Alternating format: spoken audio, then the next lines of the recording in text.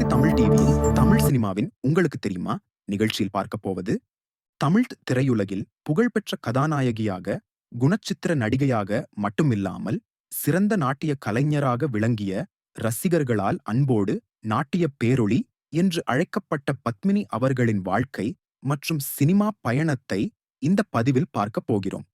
பத்மினி அவர்கள் ஜூன் 12, 1932 ஆம் ஆண்டு கேரளாவில் உள்ள திருவனந்தபுரத்தில் பூஜாபுர பகுதியில் பிறந்தார்.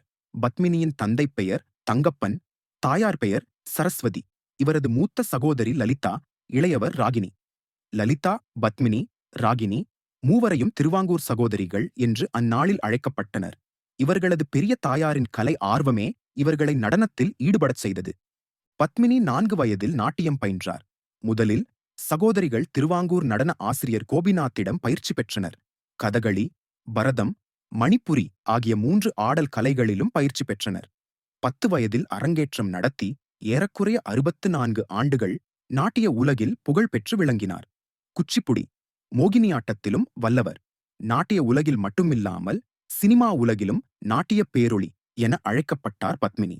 தனது 17 வயதில் திரைப்பயணத்தை தொடங்கினார் பத்மினி. இயக்குனர் உதயசங்கர் தனது கல்பனா என்ற இந்தி மொழி படத்தில் முதலில் சகோதரிகள் மூவரையும் நடிக்க வைத்தார். ஆனாலும் இவர்கள் நடனமாடி வெளிவந்த முதல் திரைப்படம் கன்னிகா. இப்படம் 1947 ஆண்டு வெளிவந்தது. இப்படத்தில் சிவமோகினி வேடத்தில் நடனமாடினார். பின்னர் வேதாள உலகம் படத்தில் நடனமாடினார். கலைவாணர் என்.எஸ். கிருஷ்ணன் தயாரித்த மணமகள் திரைப்படத்தில் நடித்தார். 1950 முதல் 1970 வரை ஏராளமான தமிழ் படங்களில் நடித்தார். அதில் நிறைய படங்கள் மிகப்பெரிய வெற்றி பெற்று பத்மினி மிகவும் பிஸியான நடிகையாக வலம் வந்தார். திரைப்பட தயாரிப்பாளர்கள் அவரின் தேதிக்காக காத்திருந்தனர். அக்காலகட்டத்தில் மிகப்பெரிய வெற்றி பெற்ற சில படங்களின் பெயர்களை பார்ப்போம்.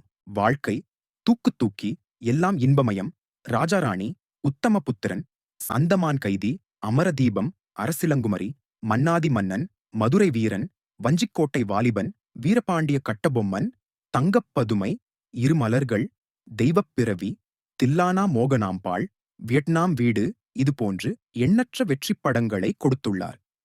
தமிழ் மட்டுமில்லாமல் மலையாளம், தெலுங்கு, கன்னடம், ஹிந்தி ஆகிய மொழிகளிலும் நடித்துள்ளார்.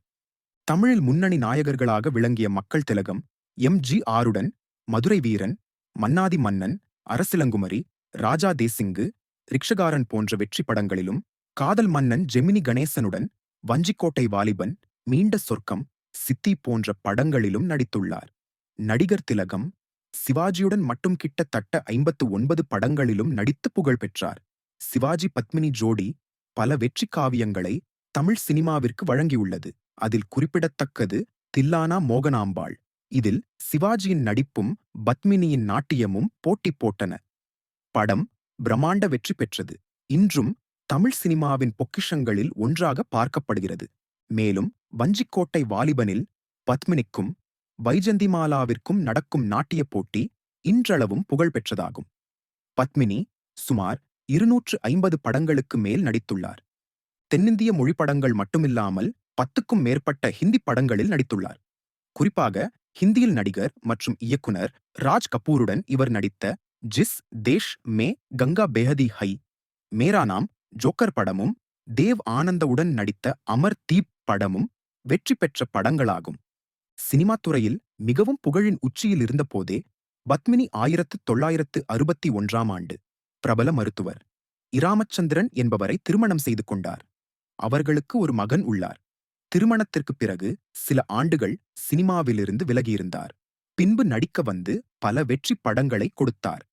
1977 ஆண்டு குடும்பத்துடன் அமெரிக்காவில் நியூஜெர்சியில் குடியேறினார். அங்கு Padmini school of fine arts என்ற நாட்டிய பள்ளியை துவக்கி நாட்டியம் பயிற்றுவித்தார். நீண்ட இடைவெளிக்குப் பிறகு 1985 ஆண்டு இயக்குனர் பாசில் இயக்கத்தில் வெளியான பூவே பூச்சுடவா படத்தில் நதியாவிற்கு பாட்டியாக சிறப்பான நடிப்பை வெளிப்படுத்தினார். இப்படமும் பெரிய வெற்றி பெற்றது.